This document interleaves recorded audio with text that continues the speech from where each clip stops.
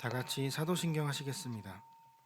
전능하사 천지를 만드신 하나님 아버지를 내가 믿사오며 그 외아들 우리 주 예수 그리스도를 내가 믿사오니 이는 성령으로 잉태하사 동정녀 마리아에게 나시고 본디오 빌라도에게 고난을 받으사 십자가에 못 박혀 죽으시고 장사한 지 사흘 만에 죽은 자 가운데서 다시 살아나시며 하늘에 오르사 전능하신 하나님 우편에 앉아 계시다가 저리로서 산자와 죽은 자를 심판하러 오시리라.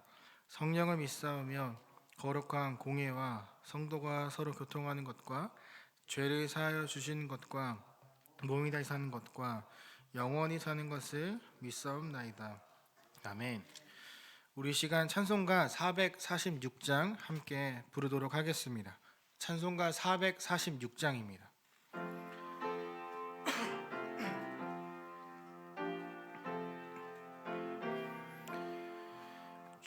주님 성회는 참 기쁨 없도다.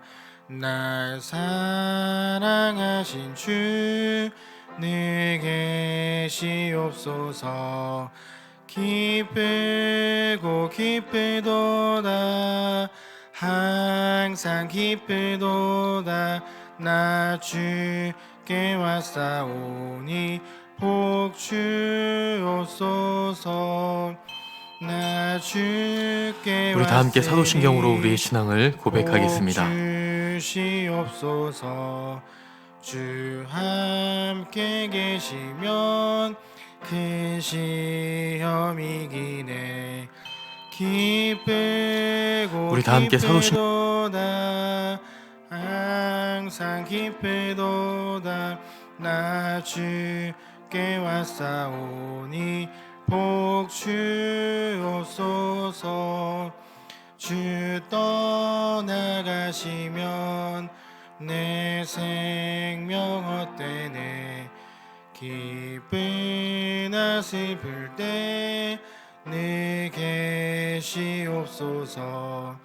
기쁘고 기쁘도다. 항상 기쁘도다. 나 주께 왔사오니 복 주옵소서.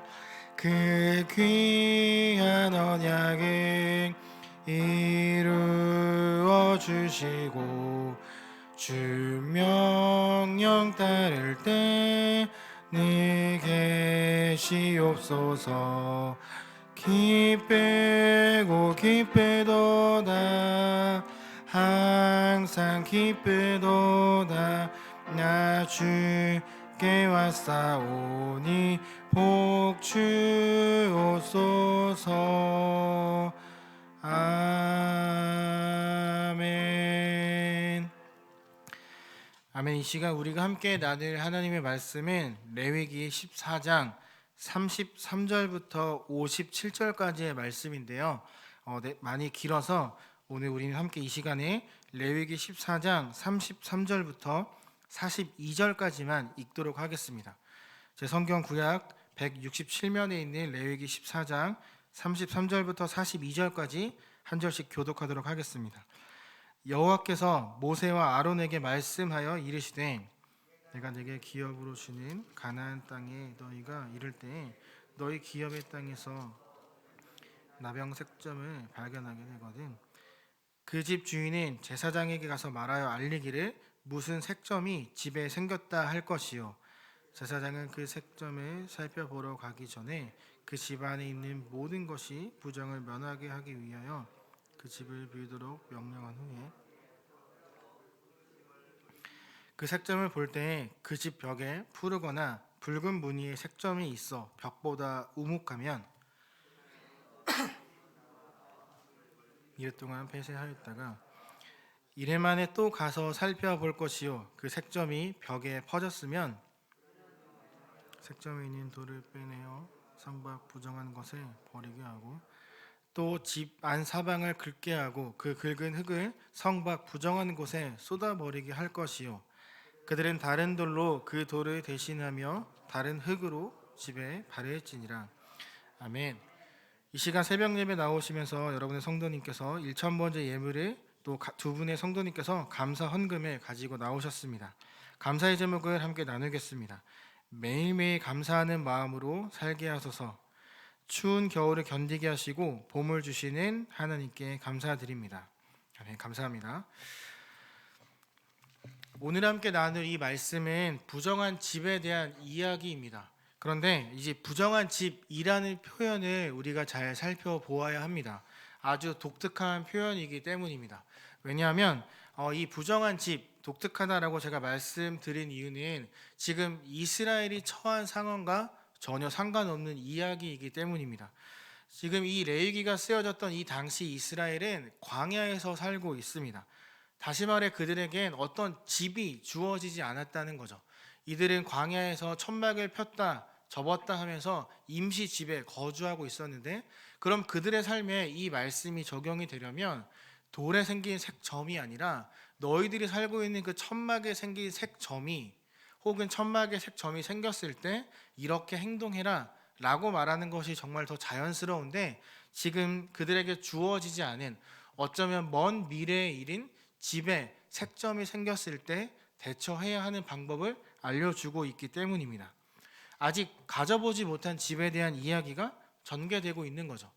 가나안 땅에 들어가려면 얼마나 시간이 걸릴지 모르는 그들에게 어쩌면 하나님께서 먼 미래의 이야기, 뜬구름 생긴 것과 같은 집에 대한 이야기를 지금 하고 계시기 때문에 저는 상당히 독특한 표현이다라고 생각을 합니다. 하지만 이건 그들의 삶과 동떨어진, 어떻게 보면 그들이 성취할 수 없는 먼 미래의 이야기는 아니었습니다. 하나님께서 절대 의미 없이 이 말을 그들에게 하신 것이 아닙니다. 아직 주어지지 않은 집에 대한 이야기를 그들에게 하고 있는 것은요, 하나님께서 그들에게 너와 나와의 언약을 무조건 지키겠다, 내가 너에게 약속한 그 땅으로 반드시 너를 인도하고 너에게 그 집을 허락하겠다 라고 말하는 것과 같기 때문입니다. 그러니까 이 광야에서 살아가던 사람들은 이 말씀을 통해 불확실한 미래가 아니라 나에게 주어질 확실한 미래, 집, 약속의 땅이라는 마음을 갖고 살아갈 수 있게 되었다는 거죠. 광야에서 떠돌다 사라지는 인생이 아니라 정말 하나님이 나에게 주신 그 소망을 발견할 날이 곧 나에게 오겠구나 라는 그 소망을 그들이 갖게 되었습니다. 그들은 약속의 땅에 들어가 가나안에 거주하면서 집을 얻게 되었을 때 집에 색점이 생기면 어떻게 해야 하는지 먼저 듣고 그것을 배우고 있습니다. 우리가 앞서 배웠던 것처럼 레위기 말씀에 혹은 나에게 병이 생기면 7일 동안 격리가 되어 그곳에서 지내다 돌아오거나 혹은 나의 옷에 불태우는 것으로 부정하다 해서 정하다라는 판정을 받았다는 것을 계속해서 배워왔습니다. 이 집은 그렇게 간단하게 해결할 수 있는 문제가 아니기에 또 심할 경우 집을 완전히 허물어 버려야 했기 때문에 색점이 생기는 것은 어떻게 보면 그곳에 사는 사람들에게 큰 어려움으로 다가올 수 있었습니다. 이 사람들이 살다가 집에 색점이 생기면 일단 제사장에게 달려갑니다. 그리고 우리의 집에 색점, 우리가 쉽게 이야기하는 곰팡이가 생겼다라고 말을 합니다. 그럼 이제 제사장이 그 집에 오기 전에 이 사람들은 집 안에 있는 모든 물건들을 밖으로 꺼내 놓아야만 했습니다. 그것은 두 가지 이유가 있는데요. 첫 번째는 제사장이 왔을 때 아무것도 없는 그 집에서 곰팡이를 빠르게 발견할 수 있도록 도와주기 위함과, 두 번째는 그들의 재산을 살피기 위해서였습니다. 그들이 제사장이 와서 이 집은 부정하다라고 이야기를 하면 그 안에 있는 모든 것들도 동시에 부정하다라는 평가를 받게 되거든요. 그러면 이들의 심할 경우 집까지 허물어야 하는데 부정한 그 모든 물건들 역시 처분해야만 했습니다. 그렇게 되면 그들이 살아갈 수 있는 그런 힘 혹은 물건들이 없기 때문에 부정하다는 평가를 받기 전에 먼저 이 물건들을 집 밖으로 옮겨둔 것이죠. 재산을 보호하기 위함도 있었고 제사장들이 신속하게 판단하는 것을 돕기 위한 그런 이유들이었습니다. 집안 물건이 밖으로 나왔다는 것을 확인하면 제사장이 집 안으로 들어갑니다. 그리고 성경에 나온 것처럼 푸르거나 붉은 것 혹은 벽이 우묵하게 들어간 곳이 있으면 부정하다 말하면서 이제 그 집을 7일 동안 폐쇄 조치합니다. 7일 동안 아무도 그 집에 들어갈 수 없게 됩니다. 이 집에 곰팡이가 생기는 것에도 두 가지 이유가 있습니다. 첫 번째는 습도 조절을 잘 하지 못했다던가, 두 번째는 우리에게 조금 어려운 말일 수 있지만 백화 현상 때문이었습니다. 이스라엘에 석회가 많이 포함된 돌로 집을 지었는데요. 비가 내려서 석회 이 돌이 빗물과 맞게 되면 석회석이 연해지기 시작을 합니다. 그 연해진 곳에 이 공기에 있는 한 탄산이 딱 붙게 되면 갑자기 열화해서 그곳에 하얗게 꽃이 피어오르게 됩니다. 그걸 백화현상이라고 하는데, 좀 더 쉽게 이야기하자면 우리 집에 좀 혹은 오래된 집, 습한 곳에 보면 곰팡이가 피었다라고 이야기를 하잖아요. 그것처럼 이 석회로 만들어진 돌에 하얀 꽃이 피는 거죠. 그럼 이들은 색점, 곰팡이가 생겼다라고 그들은 생각하게 된 것입니다. 7일 동안 폐쇄, 명령을 받은 집엔 그 누구도 들어갈 수 없습니다. 혹시 누군가 그 안에 들어가면 그는 부정한 사람이 됩니다. 그뿐만 아니라 그가 이야기하고 만나서 교제했던 모든 사람들도 부정하다 평을 받게 됩니다. 그럴 경우 그들은 7일 동안 격리 생활을 하는 것이 아니라 자신이 입었던 옷을 재빠르게 빨아서 깨끗하게 그 모습을 바꾸게 됩니다. 일주일간의 폐쇄 후 다시 확인했을 때 여전히 곰팡이가 남아있다면 바로 허물지 않고 한 가지 방법을 사용합니다. 곰팡이가 피어난 그 돌만 싹 빼서 성 밖 부정한 곳을 모아두는 곳에 가서 버립니다. 그리고 새로운 돌을 그 안에 끼워 넣고 석회 가루를 연하게 만들어서 그 위에 덧칠을 합니다. 이제 없는 것처럼 깨끗하게 만드는 거죠.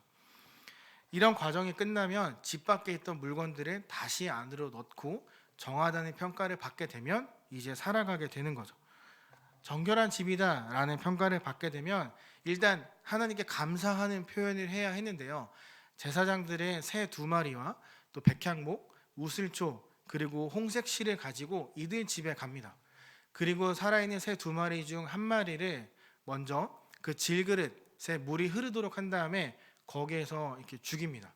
그리고 나면 이제 백향목과 홍색실, 우슬초, 살아있는 새 1마리를 그 죽어있는 질그릇, 그리고 물이 계속 흐르고 있는 질그릇에 넣고 섞은 다음에 7번 집에 뿌리게 됩니다. 그리고 나면 이 집은 정결하다, 다시 사람이 살 수 있다라는 평가를 받게 되는 거죠. 여기서 백향목을 가지고 오는 이유는 백향목엔 곰팡이가 피지 않는다라는 의미와 함께 이 집이 깨끗해졌다. 솔로몬이 성전을 지을 때 가장 최고의 그런 목재였던 백향목으로 지었던 것처럼 이 집은 이제 정하다라는 평을 해주는 그런 하나의 물건이기도 했습니다. 이런 절차가 끝나면 살아있는 새는 다시 들판에 풀어주게 됩니다. 이 집은 이제 정결한 집이 되어 사람이 살 수 있게 된 거죠. 그런데 그 앞에 있었던 것들과 다르게 한 가지 희생 제사를 따로 드리지는 않습니다. 사람이 희생 제사를 드리는 이유는 나에게 생명을 주신 하나님과의 교제를 회복하기 위해서 진행하는 것인데, 이 집은 사실 생명이 없잖아요. 그래서 다른 희생 제사를 드리지 않고 이 집을 정결하게 하는 의식만을 표현하며 하나님께 감사를 고백하는 것, 그것밖에 없습니다. 이렇게 잘 해결되면 너무너무 좋은데, 그 집에 또 만약 곰팡이가 발견될 경우 그 집은 이제 완전히 부정한 집이 되어 버립니다. 그러면 그 집을 완전히 허물고 허문 잔해는 들고 성 밖으로 나가서 버려야만 합니다. 이스라엘 사람들의 건축을 보면 좀 독특한 것이 있는데요. 이런 잔해들을 치우지 않습니다. 원래 이들은 허문 다음에 그 위에 흙을 덮어서 평평하게 만들고 다시 그 위에 집을 쌓아서 올리는 게 이들의 건축 방법인데, 이렇게 허문 부정한 집의 모든 잔해는 다 밖으로 갖다 버립니다. 그 위에 흙을 덮지 않는 거죠. 다시는 그 위에 사람이 살지 않게 되는 거죠. 이렇게 들어보면 사실 이 본문은 지금 우리와 정말 상관없어 보이는 본문처럼 보입니다. 곰팡이가 생기는 건 어떻게 보면 지극히 자연스러운 일처럼 우리에게 보이고, 또 우리 집에 곰팡이가 생겼다고 해서 목사들이 찾아가서 7일 동안 나가 사세요 이런 말 하지 않잖아요. 그래서 이 본문이 지금 우리에게 큰 어떤 그런 연관성이 없어 보이기도 합니다. 그런데 우리가 이 본문을 통해서 기억해야 되는 부분이 반드시 있습니다. 사실 집은 생명을 가진 게 아니잖아요. 그래서 생명이 없는 물건은 죄라는 걸 가질 수 없죠. 그런데 하나님께서는 이 생명이 없는 집을 부정하다라고 지금 평가하고 계시는 거예요. 그 이유는 그 집에 피는 그 작은 곰팡이 하나가 모든 것들을 더럽힐 수 있기 때문에, 그 안에 있는 물건들뿐만 아니라 그곳에 살고 있는 하나님의 백성인 그들, 우리에게도 좋지 못한 영향을 줄 수 있기 때문에, 그게 생겨나면 무시하지 말고 경각심을 가지라고, 나를 하나님으로부터 멀어지도록 만드는 그 무엇이 만약에 생기면 그냥 흘려보내지 말고 그것에 집중해서 그것을 제하기 위해 어떤 노력이라도 해라. 그걸 경고하기 위해서 하나님께서 집에 생긴 곰팡이를 처리하는 법을 알려주신 겁니다. 이 당시 사람들에게 집은요, 하나님께서 나에게 주신 선물이라는 개념이 상당히 강했습니다. 노예로 살던, 광야에 떠돌던 우리 가족에게 주신 하나님의 선물, 빼앗기지 않고 영원히 나의 집안의 선물로, 기업으로 남게 될 그것이라 생각했습니다. 하나님이 나에게 주신 선물에 곰팡이가 생겼으니 당연히 사람들은 그걸 정결하게 해야 한다고 생각했을 거예요. 그래야 그 선물을 무리하지 않고 계속해서 살아가면서 누릴 수 있으니까요. 오늘 본문을 통해 우리는 우리 주위를 반드시 돌아보아야만 합니다. 제가 저희 아내를 곰팡이 감별사라고 이야기하거든요. 저는 시골에서 자라서 곰팡이 냄새를 전혀 맡지도 못하고 곰팡이가 있어도 전혀 상관하지 않고 잘 잡니다. 곰팡이가 피어있는 집에도 머리만 대면 들어가서 잠을 자거든요. 근데 저희 아내는 어느 집에 들어갔을 때 딱 아내를 보고 콧물을 흘리기 시작하면, 이 집 어딘가에 곰팡이가 많이 피어있구나, 저는 생각을 합니다. 어느 정도 심하냐면 들어가서 5분도 안 돼서 눈물과 콧물을 계속해서 쏟아냅니다. 곰팡이 감별사라고 그래서 제가 부릅니다. 곰팡이가 가득하면 살 수 없죠. 우리는 그래서 곰팡이 감별사가 되어야만 합니다. 하나님으로부터 나를 멀어지게 만드는, 그렇게 그 잘못을 감별할 수 있는 그 예민함이 저와 여러분에게 있어야만 합니다. 저처럼 만약 괜찮다고 무시하고 누워서 자면요, 건강 나빠집니다. 머리가 아파지기 시작하고 몸이, 그 균형이 깨지기 시작합니다. 그곳을 정결하다 하며 의식해주는 이 제사장들은요, 그 곰팡이를 치유하거나 제거할 수 있는 능력이 없습니다. 단순히 그걸 확인하는 역할만 할 뿐입니다. 집뿐만 아니라 우리가 지금까지 배워왔던 모든 그런 병이나 그런 것들에 대해서 고칠 수 있는 능력은 제사장들에게 없습니다. 그들에겐 그것을 고칠 수 있는 능력이 주어지지 않았고 확인할 수 있는 능력만 그들에게 있을 뿐입니다. 우리도 마찬가지입니다. 우리가 하나님과 가까워질수록, 우리가 하나님 말씀에 순종할수록, 우리의 영성이 더 강해질수록, 우리가 더 하나님 말씀에 예민하게 반응하게 될수록 우리는 나를 괴롭히는, 억누르는 그 죄를 계속해서 발견하게 될 거예요. 그리고 그것이 무엇이 잘못된 것인지 정확하게 감별할 수 있게 될 거예요. 하지만 우리는 감별해낸 그것을 해결할 수 있는 능력이 없습니다.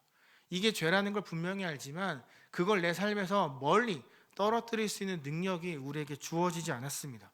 우리는 절대 그걸 해결할 수 없죠.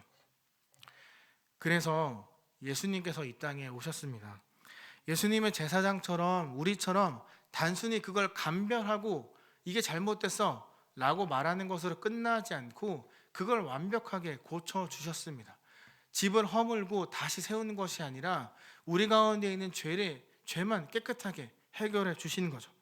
그래서 우리가 지금 이 새벽에 이 자리에 나와서 하나님을 찾고 기도하고 예배 드릴 수 있게 되었다는 거죠. 그런 은혜를 우리가 누릴 수 있게 됐다는 거죠.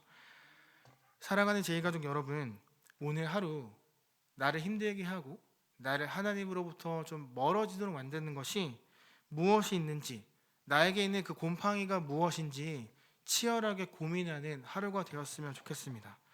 내 안에 점점 커지고 있는, 그리고 그 무엇인가가 나를 하나님 앞에 집중하지 못하도록 만드는 것이 발견되었다면 그 부분을 놓고 꼭 제할 수 있는 능력을, 힘을 달라고 기도하는 오늘 하루가 되었으면 좋겠습니다. 내 안에 나도 모르게 피고 있는 그 곰팡이로 인해서 더 이상 쓰러지고 좌절하고 상처받지 않는 나의 삶이 되기를 간절히 바라며 기도하는 오늘 하루 되시기를 꼭 부탁드립니다. 그래서 저와 여러분의 삶이 지금도 잘하고 계시지만 더 예민하게 하나님 말씀에 반응하고 더 예민하게 나의 모습을 돌아보고 하나님 앞에 기도하고 나아가는 우리가 되기를 간절히 소망하며 축복합니다. 제가 기도하고 함께 주기도문으로 마치도록 하겠습니다. 하나님, 이 시간 오늘 우리가 이 자리에 모여서 부정하다 평가받은 집에 대해 나누었습니다. 작은 곰팡이가 그 집을 망가뜨리고 그 집안에 사는 사람들의 건강을 해치듯 우리 안에 있는 그 작은 죄 혹은 곰팡이들을 꼭 무엇인지 발견할 수 있는 오늘 하루 되기를 소망합니다. 그래서 하나님 앞에 그것을 놓고 고백했을 때 회복되고 깨끗해지는 그 은혜를 누리는 오늘 이 하루 우리의 삶이 되기를 간절히 소망하며 사랑이 많으신 예수 그리스도의 이름으로 기도합니다. 아멘. 하늘에 계신 우리 아버지여, 이름이 거룩히 여김을 받으시오며 나라 임하옵시며 뜻이 하늘에서 이룬 것 같이 오늘날 우리에게 일용할 양식을 주옵시고 우리가 우리에게 죄 지은 자를 사하여 준 것 같이 우리 죄를 사하여 주옵시고 우리를 시험에 들게 하지 마옵시고 다만 악에서 구하옵소서. 대개 나라와 권세와 영광이 아버지께 영원히 있사옵나이다. 아멘. 우리 시간 공동기도 제목과 또 개인의 기도를 드리는 시간을 갖도록 하겠습니다. 사순절 기간에 주님의 고난과 부활을 묵상하는 경건이 있게 하옵소서. 또 증폭되고 있는 코로나 확진 상황 속에서 성도님들의 건강과 생업을 지켜 주옵소서.